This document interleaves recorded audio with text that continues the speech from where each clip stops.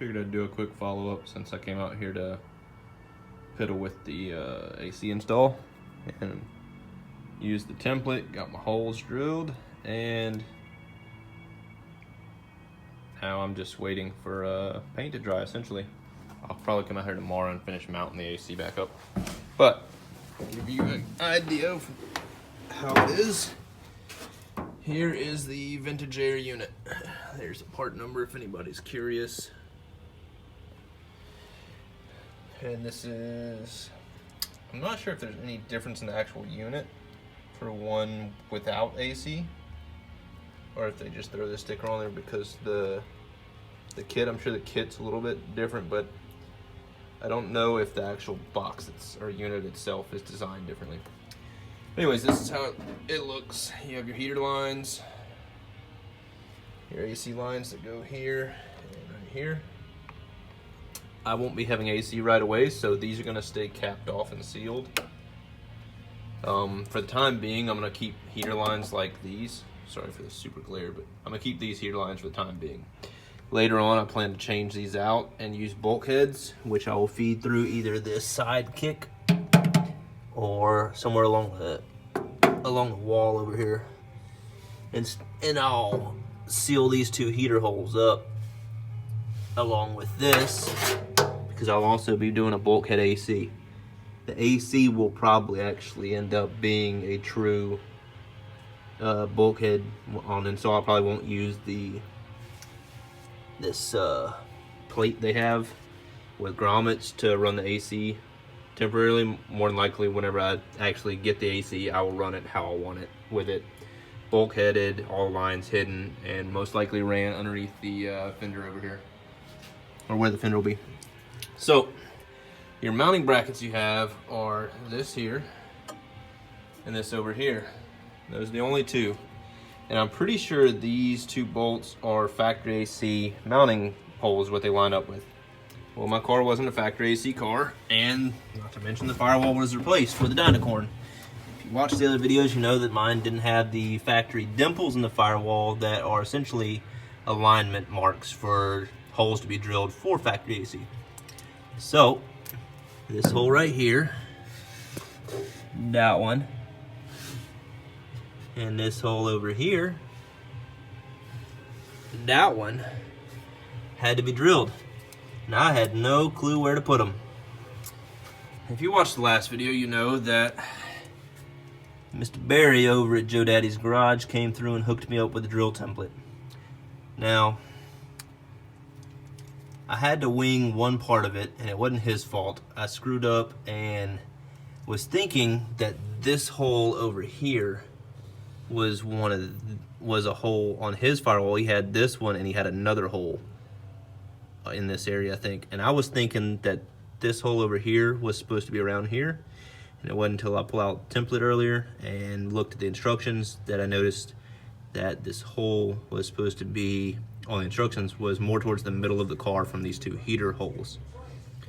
So I got that one drilled because I had the template, bolted the unit up, had the heater lines pass through, and with that hole drilled and these heater lines through, I could kind of eyeball and level the box, and was able to mark that hole through the bracket with a paint pen and got it drilled. And it was pretty much spot on. So his template saved me, because without having at least one hole to start with, it would have been a pain to try to hold this in place, get it level, and mark two sides by myself. My roommate, could have helped me, but it would have been hard for the two of us to get underneath this dash at the same time and hold the unit in place, level it, mark it, etc. But anyways, enough of that. The other part that holds it on, along with these two, is this bracket. Now this mounts to the front of the unit, and this cutout here is where the plugs go. These two up here screw into the cowl. Now the instructions are supposed to drill a hole, and you use essentially just the sharp pointed metal screws. If you watch any of my videos and you've kept up with them, you know that I don't like pointy screws. I don't like using metal screws on this car. Anywhere there was a screw has been replaced with a bolt. And anywhere there's a bolt, if there's a stainless option, it's stainless now. So, let's see if I can get the light right, mounted riv nuts. I drilled holes, I painted them, I put seam sealer around the riv nut, and then I tightened the riv nut up.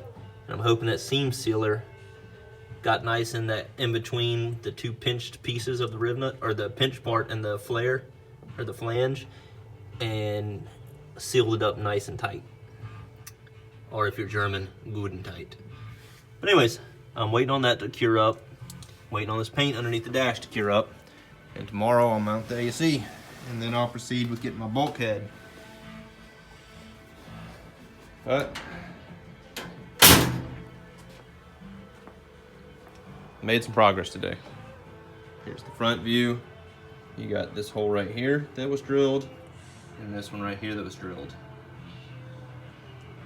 This big blower hole will get a plate that covers it, bolts into these 4 holes, and you actually drill one more somewhere in this area and put another bolt over there.